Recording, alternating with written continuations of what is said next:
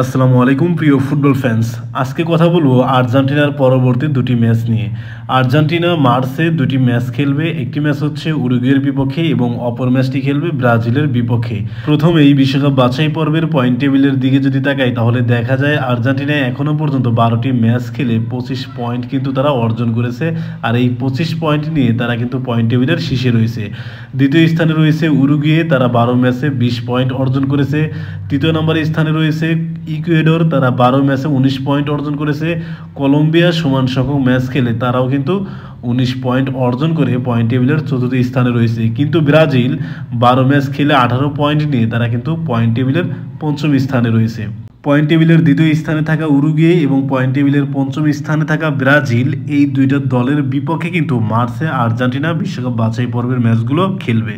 এই দুইটা ম্যাচই কিন্তু আর্জেন্টিনার জন্য অনেক কঠিন হবে, কারণ আর্জেন্টিনার যে main centre back Lisandro Martinez এবং ক্রিস্টিয়ান রোমেরো তারা দুজনই কিন্তু ইনজুরিতে পড়েছেন, যার কারণে এই দুইটি ম্যাচে তাদের দুজনকে কিন্তু পাচ্ছে না আর্জেন্টিনা।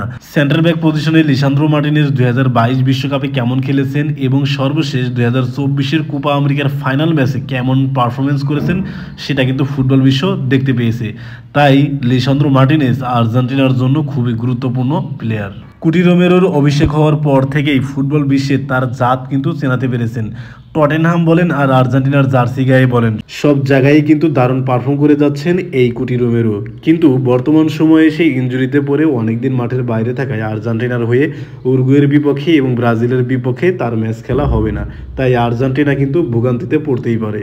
যেহেতু লিসান্দ্রো মার্টিনেজ এবং কুটি রোমেরো তারা দুজনেই ইনজুরি, তাই তাদের পরিবর্তে নিকোলাস ওটামেন্ডি এবং জার্মান পেজেলাকে শুরুর একাদশে দেখা যেতে পারে। অপরদিকে ব্রাজিলের ভিনিসিয়াস জুনিয়র, রাফিনহা এবং রদ্রিগোরা কিন্তু একের পর এক অ্যাটাক করতেই থাকবে। উরুগুয়ের ফেদে ভালভার্দে, রোনাল্ডো আরোহো এবং ডারউইন নুনেজরা আর্জেন্টিনাকে কিন্তু চেপে ধরার চেষ্টা করবে। তাই আর্জেন্টিনার জন্য 2026 বিশ্বকাপের বাছাই পর্বের এই দুটি ম্যাচ অত্যন্ত কঠিন হতে চলেছে। এই ম্যাচ দুটি নিয়ে আপনার চিন্তাভাবনা কি সেটা অবশ্যই কমেন্ট বক্সে জানাতে পারেন। ধন্যবাদ।